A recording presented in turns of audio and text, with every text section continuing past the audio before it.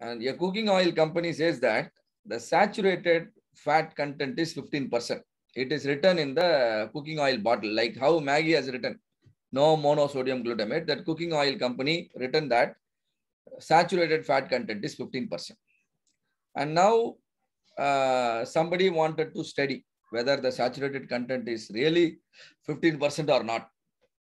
So if you wanted to study, maybe you are a quality engineer, or maybe you are a public, or you are a dietitian, you want to recommend this cooking oil to all your patients, and so you are testing. You take a study on some 5 or 10 bottle, and now what are you studying? You are studying whether saturated fat content is equal to 15% or not equal to 15%. That means if it is more than 15% also, you are not going to recommend to your customers. If it is less than 15% also, you are not going to recommend. And such a study is called a two-tailed study. Such a study is called two-tailed. Suppose you are studying the claim only on one side, like saturated fat content is more than 15%. That's called right tail. And saturated fat is less than 15%. That's called left tail. And one of you today morning, you told me you have the specification only on one side. That means it's a one-tailed study. If the specification is on the right side, no, it's a right-tailed study. If you are only checking whether it is more than 15 or not, that's a right tail. Less than 15 or not, that's a left tail. And in Maggi, I told you the study was one sample t-test. Same way. Here, when you are studying saturated fat content, right? Whether it is one-tailed or two-tailed, or it is right-tailed or left-tailed, no? And the saturated fat, what kind of data it is? It is a continuous data. Saturated fat is a continuous data. When the data is continuous, when you are studying a sample and you are trying to understand the population, that means you are comparing a sample and you are predicting a population. The study is called either one sample Z test or one sample T test. I will go for one sample Z test if the population standard deviation is known to me. If my population standard deviation is not known to me, I will go for a T test. For example, if you take a Maggi case, the food inspector is maybe an officer, but he's from Delhi. But the population, he do not know anything about the population. What is population?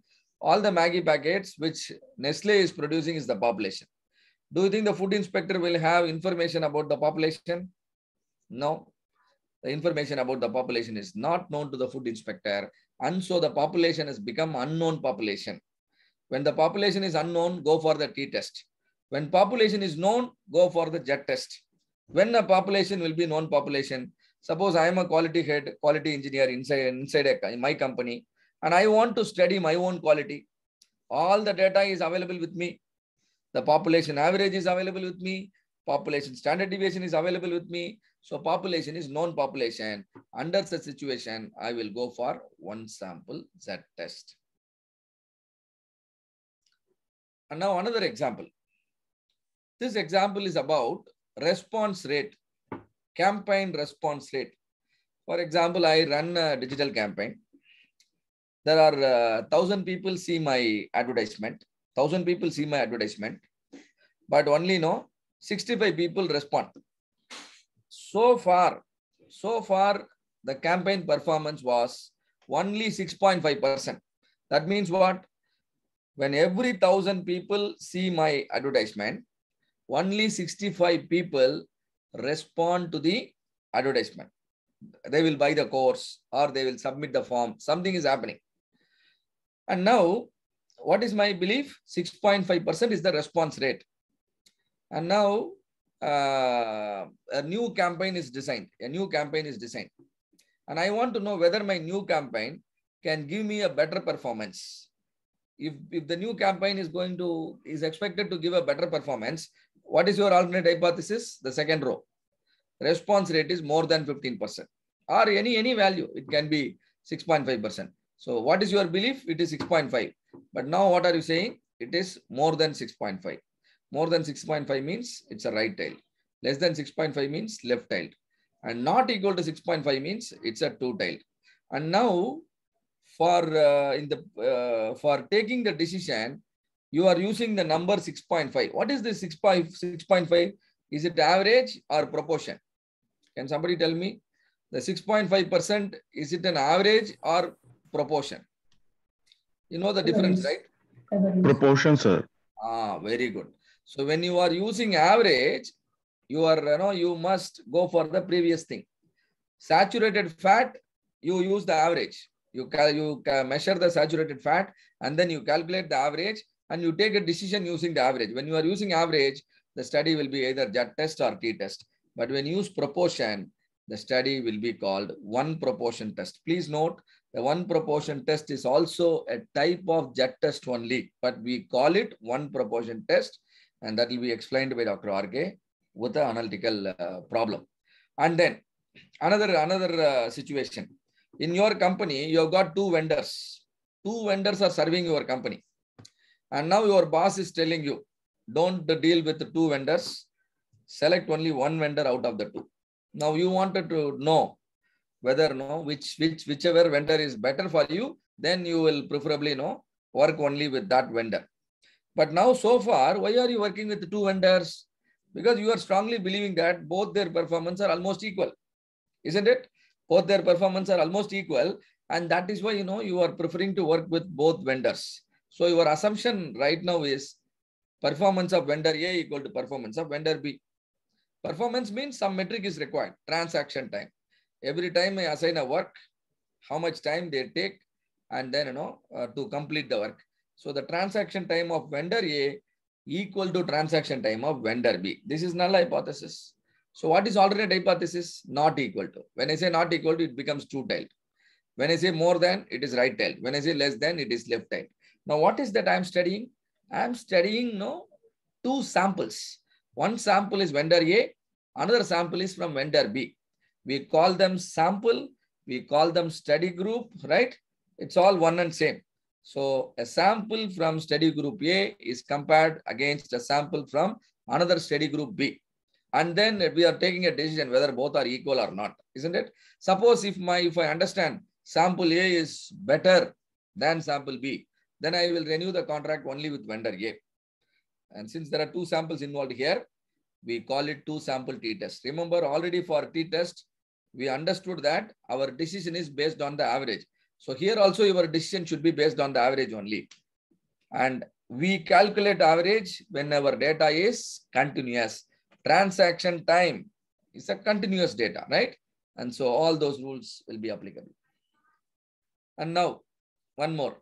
Buying proportion of male and female. Buying proportion of male and female. Whether male candidates are going to buy my products more or female candidates are going to buy my products more. And when I say proportion, it's obviously it is a proportion test. When 1,000 male customers sees my new product, how many are buying? When 1,000 female customers sees my new product, how many are buying? Is that the buying proportion varies according to the gender? That is the doubt, right? And so what is the null hypothesis? The proportion of male buying equal to proportion of female buying. And always null means statement of equality. Right? And so alternate is not equal to means two-tailed, more than means right-tailed, less than means left-tailed. And this is named wrongly. This is not two sample t-test. This is called two proportion test because we are comparing the group using the value of proportion, right? So it is called what? Two proportion test.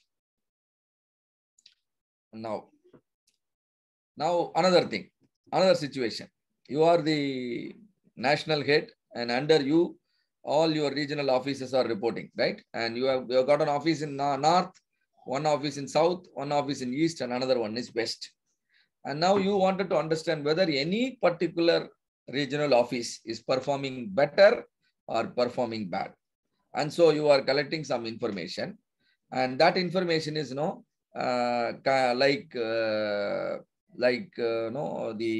number of defective, let us say, they are making some kind of performance deviation. So number of performance deviation from each office over a particular period of time, you are monitoring. Why are you monitoring? Because you want to understand whether the performance is significantly better or not. So over a period of month, north office defects are monitored. Similarly, south office, similarly, east office, similarly, west office. So this will actually give you the proportion of defects or proportion of defectives. So once again, your decision-making criteria is proportion.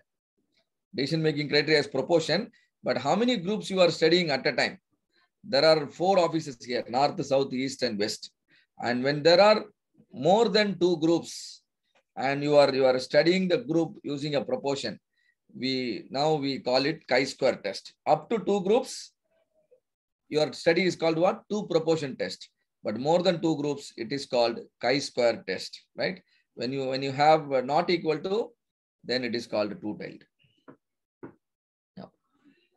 Again, considering the vendor case or suppliers. Earlier, we compared the performance of 2 vendors or 2 suppliers based on the transaction time.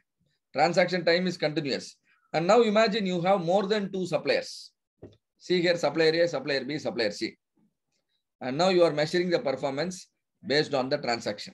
Transaction time of supplier A, transaction time of supplier B, transaction time of supplier C. What is your null? All are equal. But then what is alternate? Not equal. Now it is two-tailed. And transaction time is a continuous data. And so you will use the average. And since there are more than 2 groups, the study is called ANOVA test. The study is called ANOVA. So 2 sample t-test, when you expand it, when you apply it for more than 2 groups, that becomes ANOVA. And 2 proportion test, when you expand it, that becomes your chi-square test. So far, is it clear to all of you? Yes, sir. Yes, sir. Okay. Can somebody tell me when will you use JET test? What is JET test? One sample JET test. What does it mean? One sample JET test means? The Maggie example you proposed, the particular pollution collected. Is it a one sample JET test or that is one sample T test? Standard deviation is if you know the total population, then it is Z test. Yes, very good. It is T test. We call a population is known population when the average and standard deviation are known. See, any distribution, any population is considered to be known because only 2 things we are interested in. One is average, another one is standard deviation. If standard deviation is known, we call it known population. If it is unknown, we call it unknown population. For known population, use one sample JET test. For unknown population, use one sample T test. And all your JET, T, and ANOVA is for continuous data. Your 1 proportion, 2 proportion, and chi-square. These are all for discrete data. What is discrete data? Countable. Number of defects produced and number of units rejected, good and bad, and these are all discrete data. I think all of you are comfortably following because I could understand that with your answers. Right. And now I'm going to introduce the concept of sampling risk and sampling error. So in hypothesis testing, there is something called a type 1 error and then type 2 error. And type 1 error is otherwise called alpha, or it is designated as alpha. Alpha, and sometimes people call it level of significance. Similarly, type 2 error is designated as beta. So what is this type 1 error and type 2 error or alpha and beta in hypothesis testing? Let me help you with a simple example of manufacturing context. We already touched it during the measurement system analysis. When imagine your quality inspectors are rejecting a good product. Product is good, but they are rejecting. And now who is put under risk? If your quality engineers are rejecting the entire lot based on a representative of the sample, and sample is saying that no, the quality is bad, but your lot quantity is good. Now who is losing? Manufacturer or consumer? Or Manufacturer. Or let me put it in another way. Imagine you are going to buy a rice bag for your family. 25 kg rice bag or 75 kg rice bag you are buying for your family. You go to the provision store, and how do you buy? You take a sample handful of rice grain, and then you test it whether the quality, taste, appearance, everything is good, and then based on that, based on which you buy. Sometimes what happens, since the sample is bad, you will reject the entire bag, and then probably you'll go to some other shop. But sometimes the bag you have rejected may be good, but your sample alone may have certain, like some stones or something mixed up. So you did a sampling study and you rejected an entire bag of 75 kg rice bag, assuming that everything inside the bag will be similar to the sample. But sometimes your population may be good. So what is the mistake you are committing there? You are putting the manufacturer under risk, even though the manufacturer produced all quality rice grain and packed it, but in the sampling you got some defective pieces. As a result, the whole lot is rejected, and that is called manufacturer risk. And this is always possible in sampling, right? You cannot say I will do the sampling always in a perfect way, and so there are no errors. There will be error, but the amount of error you can control by adopting to appropriate sample size and adopting to appropriate sampling technique, right? So type 1 error is manufacturer risk. What is manufacturer risk? Your product is good, but according to the sample study, it was rejected. Other thing is also possible. What is the other thing? The lot is bad, but by studying the sample, your sample is good. As a result, you will buy the lot. Now, who is put under risk? Consumer. Because the lot is bad, but sample study did not reveal it. Sample study says your product is good. And so that is called a type 2 error. So type 1 error and type 2 error in manufacturing. Is that clear to all of you? What is type 1 error? What is type 1 error? Manufacturer's error. Manufacturer's risk, right? Manufacturer risk. Very good. And what is it? So basically, the production is good, but the sample tested due to some instances, some demerits are found there. Very good. So sample says it's bad, but reality is good. And this can happen, right? This can happen, and this is what we mean type 1 error. And similarly, sample may be bad. Sample may be good and product may be bad. And now what happened? A bad product goes to the customer, and that is why we call it consumer risk. Same thing is possible in hypothesis testing. What is hypothesis testing? We are trying to validate a statement. A claim about a population parameter is tested. The claim is true, and you may reject. If the claim is true, and if you reject it, that is called type 1 error in hypothesis testing. Your experts are telling something that is true, but you are rejecting. And particularly, the claim is true and you are rejecting, you call it type 1 error. But when the claim is true and you are also accepting it correctly, that is called a confidence level. Claim is true and you are correctly accepting it, that is confidence level. When I say true or false, please note, this is applicable only to H0. What is H0? Null hypothesis. H0 is null hypothesis. And on the other hand, your null hypothesis may be false, but you may accept it. When you accept a null hypothesis which is false, you are committing type 2 error. And when the null hypothesis is false and you are correctly rejecting it, that is called the power of test. That is called power of test. Please note, your confidence level and type 1 error has got a relationship. When you add both, that will become 100. Because type 1 error is alpha, confidence level is 1 minus alpha. When you add both of them, 1 minus alpha plus alpha is 1. 1 when you express in terms of percentage, that becomes 100%. Similarly, your consumer risk is beta and power of test is 1 minus beta. When you sum up, the result is 1. That means that is also 100, right? So if one is known, the other one can be found out. For example, when I say type 1 error is 5%, my confidence level is 95%. What do I mean by Type 1 error of 5%. 5% of the time, my decision on the null hypothesis, my decision to reject the null hypothesis may go wrong on 5% of the time. But 95% of the time, my decision on rejecting the null is always correct. And that is what I call it confidence level.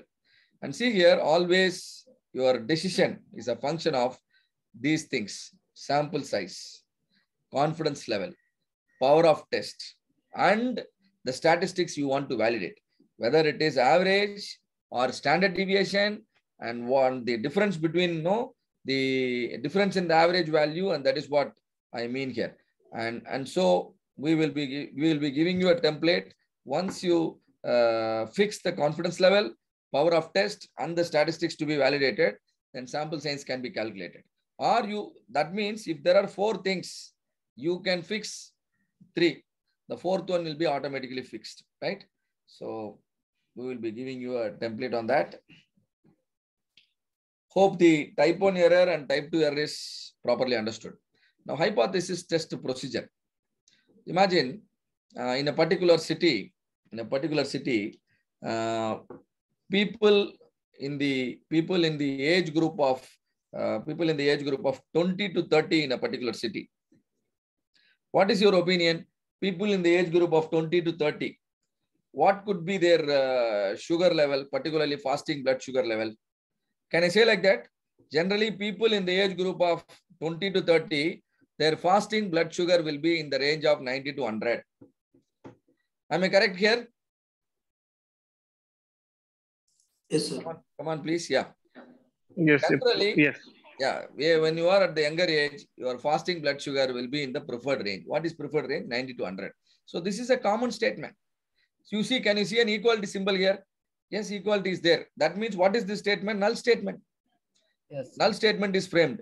And now you are selecting a test statistics. What is test statistics? In order to validate the statement, you are conducting a sample study. That means you collect the blood sample from 100 people and then do a fasting blood sugar study. And since there are 100 reading, you take the average. And with the average, you are going to validate the statement. What is the statement? People are believing that people in the age group of 20 to 30 are generally healthier. Healthier means the fasting blood sugar will be in this range. And to understand whether the situation is same or not, you are conducting a study, and fasting blood sugar you measured with 100 people, and average you have calculated, right? So the statistics that is helping us to take decision is average. And now you are fixing the level of significance. What is the level of significance? 5%. When I say level of significance is 5%, type 1 error, permissible type 1 error is 5%. That means I expect a confidence level of 95%. What is confidence level of 95%? When I make a conclusion, my conclusion will be perfect 95% of the time. That means if somebody repeats my test, whatever I concluded, the same conclusion only he will also make. What is that percentage of agreement? 95%. 95% of the time, if somebody repeats my study, he will also get the result whatever I am getting. And that is called confidence level. And how do we fix the confidence level? By fixing the level of significance. When I say level of significance is 5%, confidence level is 95%. When I fix level of significance as 10%, my confidence level will be 90%, right? So because when you add both, that will be 100. And now rejection criteria. What is rejection criteria? See, 90 to 100 is the preferred range. If somebody goes beyond 100, sugar level goes beyond 100, let us say 101, does it mean he become diabetic? Still in the border. 90 to 100 is preferred, and then always there will be a border zone. But if you cross the border zone, then doctor will start calling you as diabetic. That means all differences are not significant. Only if the difference is, is crossing a particular value, we consider the difference as significant, and for that rejection criteria is important. We consider somebody as diabetic if his fasting blood sugar is more than 111. I will tell you how it is 111.45, but 90 to 100 is preferred. Then 100 to 111, that range is called what? Border. Difference is there, but significance is not there. But beyond 111, difference is there and significance is also there, right? So rejection criteria is done. And now you actually conducted a study with 100 people. With all 100 people blood sample report, you calculated the average, and the average fasting blood sugar is found to be 115.3. Now you tell me, in your city, if this happens, can you still believe people in the age group of 20 to 30, their sugar level is 90 to 100? Will you be able to still believe No. if you get this kind of report? No. So far, we are believing that people don't become diabetic in the early age, particularly 20 to 30, nobody becomes diabetic. But when I actually conduct a study of 100 people from your city, the fasting blood sugar, the average itself is 115. I have given a border value of 11.45. But I compare my actual value with the what do you call this rejection value, and finally I understand the actual value is more than the rejection value, and so what happened?